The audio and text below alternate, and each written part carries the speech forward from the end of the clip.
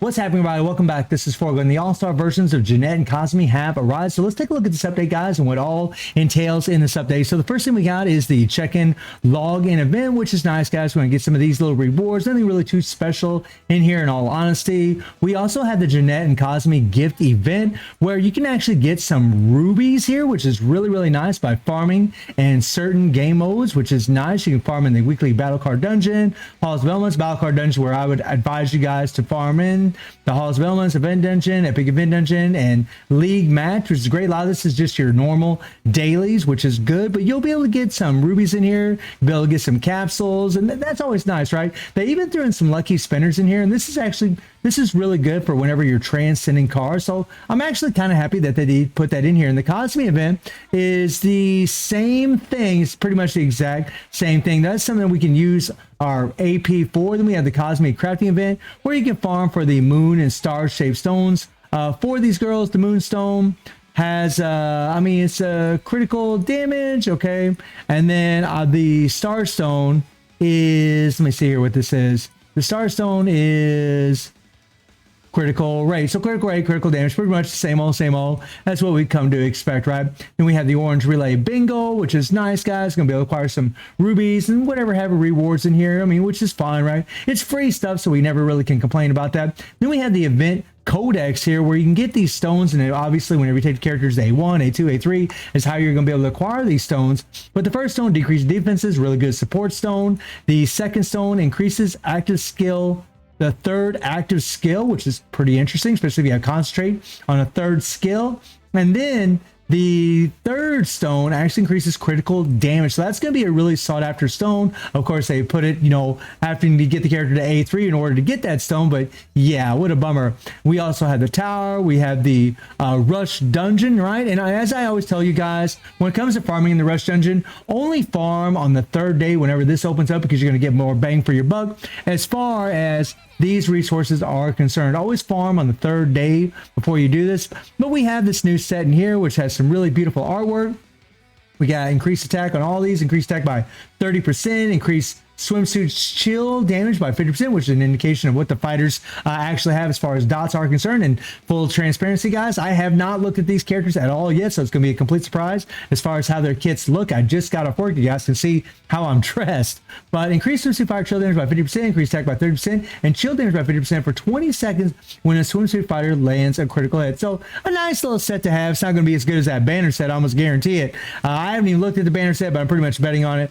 And you definitely want to be farming these things every single day, guys, to level up your AG system. Make sure that you are farming these, especially if you're not doing any pulls in the banner. So hopefully you can get that EX generic memory from the AG's event. That is very, very important. And then, of course, we can also get rubies from it. And then we have the AG's event. I'm going to talk about this in another video, guys. It's going to be the same old, where we're going to be, farming for all these nuts for a couple weeks before we can unlock and play this game mode where we can use these characters. So we'll see how it plays out as far as how difficult this is going to be. But I digress. Let me get out of here, guys, and let's talk about the fighters and the new cards. So we'll start with the cards here. The option card is, honestly, guys, it's really kind of a run-of-the-mill card. It's a good card, but we've had cards very similar to this with the decreased skill cooldown, the increased attack by 5%. It's a good card. If you don't have a card similar to this, it would be a good card to get for your EX fighters. And then obviously the 3PGs. Now, something that's really nice about 3PGs for both Jeanette and Cosme is they will work on the other versions of Cosme and Jeanette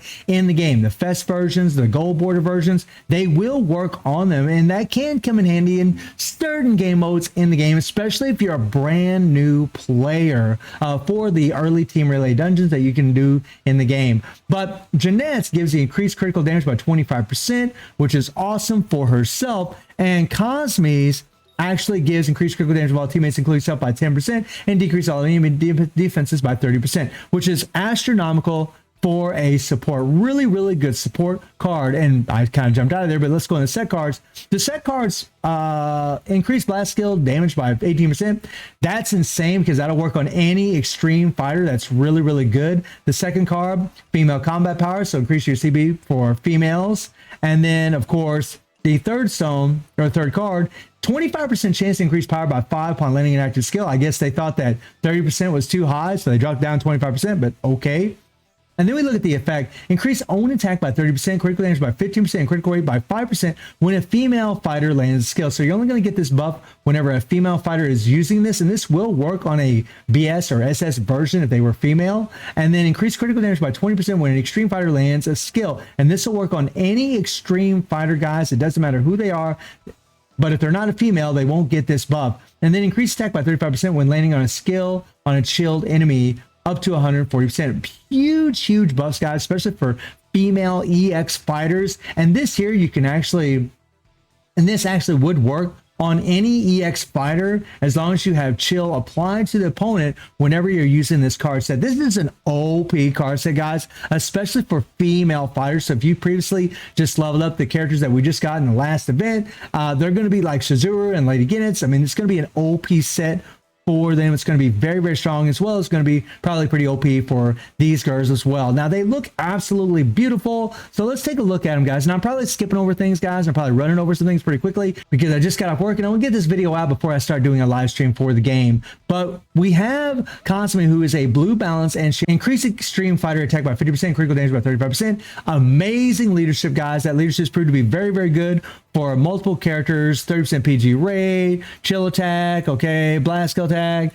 immune to freeze, petrified fear and chill, gains damage immunity for 5 seconds when HP is 30% or below. And this is on an 8-second cooldown, so every other 3 seconds you're gonna have damage immunity, which is awesome, guys. Really great for survivability. And then she has a critical edge shield, which is also really great for survivability when she's below 80% HP. So that's actually really good. Lots of survivability for her, which means that you won't need her leveled up in order for her to survive. And then she grants water storm effect to all teammates, including self, for 12 seconds upon using an active skill, stacks up to 4 times. For each water storm effect, increase the critical rate by 2%. This goes up to 8%. And remember, this applies to all your teammates, and critical damage by 12%. This goes up to 48%. So you can get up to 8% critical rate and 48% extra critical damage for your teammates whenever you use this. That is a nice little support passive that she has, and she'll have this at level 90. And then increase own critical rate by 20%, critical damage by 150% for 10 seconds upon landing a skill on a chill target. Increase the attack of all teammates, including self, by 100% when tagging out. So similar to Kusanagi, who you actually get increased target damage received when you're tagging out, you get an increased attack by 100%. This is really amazing, guys, especially for a level 90 character. You're going to get all these buffs. That's really amazing, right? And then we look at the EX skills. Reset attack cooldown, increase all team member critical rate by 20%, and then she can increase critical damage by 50%. That's a massive buff, guys. Honestly, critical damage by 50% is really awesome because there's no limit on critical damage in the game. Our first skill, let's see, it is a interrupt skill, applies chill for 12 seconds to all enemies on the screen, which is pretty typical of these days. And then it also decreases attack speed by 20%, movement speed by 20%, and allows 3 repeat uses of Kusanagi EX for 7 seconds upon use. So it's kind of like a EX skill where you can just, you'll do it over and over, which is pretty nice. That's pretty nice, right? Really good to see that on characters because, again, even at level 90, guys, it helps build up your 3PG and do a little extra damage whenever you're playing with them. And then you have the second skill, which, I mean, increased target damage by 100%, guys. So she's already looking like an insane support, even at level 90. This is really good, especially even if you have her 3PG. This is nice, right? That is awesome. PvP exclusive, remove target's guard, hyper armor, critical shield, blah. Really good for PvP. And then the third skill, increase the own first skill damage by 300% for 12 seconds and increase own attack by 500%. Really nice buffs for this character.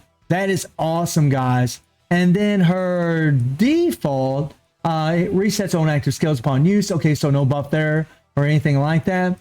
And that's it. And her striker bonus increases critical damage by 15% for all team members for 15 seconds. So if you have her on a different character and you're switching to a damage dealer, if you use her as a striker before you use the damage dealer, you're going to get this extra critical damage by 15%, which is awesome, guys. That's really nice. Okay, nice range. That's going to apply chill to everybody. Ooh, I like that. That's actually, I like that. That's pretty cool. Okay, I'm down. Now, typical Cosme there. Okay. That is that's a nice looking skill. And then we have her 3PG, which is, you know, her walking on the beach, little joggy woggy on the beach, which is nice. Long 3PG. My God, that is a super long 3PG. Very, very nice, guys. Really OP character, guys. Even if you just pull her one time at level 90, even without her 3PG, she's going to be an amazing support, man. Holy crap. And I'm pretty sure she's going to be damn strong. Now, let's take a look at Jeanette. So Jeanette is a green attack, right? You increase the green element fighter attack by 65%, which is a really good leadership for green fighters. Increase critical damage by 18% critical hit, which kind of shows that she's going to be a damage dealer, chill attack. And then she also has the damage immunity, same as Cosme. She also has the critical hit shield. I mean, I'm really happy to see that they put a shield and the damage immunity on both these characters. That's really, really nice for aid and survivability, especially considering that this is an attack type fighter. She doesn't have as high as defenses as, you know, say other characters. So that's actually really good. She also gains a water storm effect when using active skill 1, to active 3. When using active skill 3, at 3 water storm effects, all water storm attacks are consumed and a festival effect is granted for 5 seconds. Increase active 3 skill damage by 800%, skill rate, critical rate by 80%, and skill critical damage by 200% while in festival state. So for this 5 seconds, you're going to have insanity as far as a damage buff. Whoa. And we look at her EX skills. The first one, you need 1 PG to use. It's an interrupt skill. And when used while in festival state, renews the duration of festival and increases EX skill damage by 800%, skill rate by 80%, skill damage by 200% for 4 seconds, and deal additional damage equal to 10,000% of attack upon landing a skill on a chill target. It looks pretty OP, guys, in all honesty. And then we look at the other one. Resets attack cooldowns, increase critical rate of all team members by 12% and critical damage. Nice little support buff, right? This is the first one, Final Good Night's definitely going to be her damage dealing one. And then her first skill, increase own attack by 400%, applies chill, which is really, really nice. It's also an interrupt skill. The second skill, let's see here. It's interrupt skill. It does have hyper armor. Decrease enemy defenses by 80%. Increase their damage received by 100% for 12 seconds by landing skills. So she also will be a good support character to have, especially with that decreased defenses by 80% on top of the increased target damage received by 100%. And even at level 90, that's really, really nice. And then she stuns the enemy upon landing on a skill, right? Allows 2 repeated uses of Bifrost for 10 seconds upon use. So that's actually really good. So you'll be able to use the first skill a couple more times after using the second skill. So, okay. And then the third skill, PvP exclusive, removes pretty much everything, right? Which really makes it annoying to deal with a character like this. And then she deals additional damage equal to 10% of attack upon landing a skill on a chilled target. Looks like really just a massive damage dealing powerhouse. Definitely going to be used as a support, but her finisher resets active own skills, right? And then her striker increases active team members' critical damage by 10%, applies cold spell to all enemies for 10 seconds, right? Okay. She got a little double whammy and her striker bonus. That's actually really, really good. Oh, yeah. Okay, lots of hits there. That's actually really nice. All right. And remember, the first skill is the one that she'll be able to reset even at level 90 a couple times. That's actually really good. Nice to see that. And then her default. All right, nice and short. Man, she looks awesome. Jesus. And then her 3PG. This is a cool looking 3PG. Nice little pose that she does there. Yeah. And it's a long 3PG. God almighty, man. She looks so gorgeous. Right? Both these girls look amazing.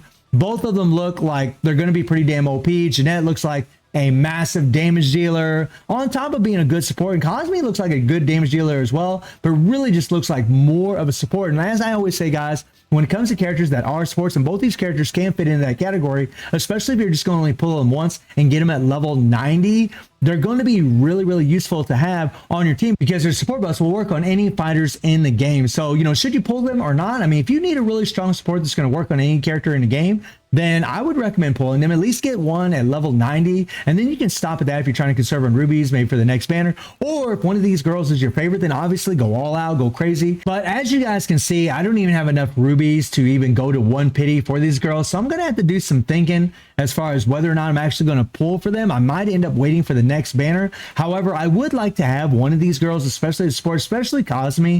I would really love to have her as a support. So I might try to pull for them, but I don't know if I will. In all honesty, I think for myself, I might end up trying to pull for these set cards because these are going to be OP as hell for any female EX fighter in the game. Like even for future EX fighters, especially if they have blast skills, these are going to be OP for those characters. And I think really, you know, maybe using my limited rubies for that, along with maybe some of my other rubies, because it takes 9,000 rubies to go to the end. I might end up doing that instead of the fighters, guys. I mean, we'll see. If I do decide to go ahead and pull for these girls, it means I'm going to have to, you know, spend some moolah, but I'm not really too sure if I'm going to do that at this point. But guys, let me know what you think about these girls, and have you pulled for them? What kind of luck have you had with them, and what kind of outcome are you getting from them? And I do stream on Twitch at 9 p.m. GT+7 time, link in the description below. And I hope you enjoyed the video. Thank you for watching. Y'all take care and have a good one. See everybody. Take care.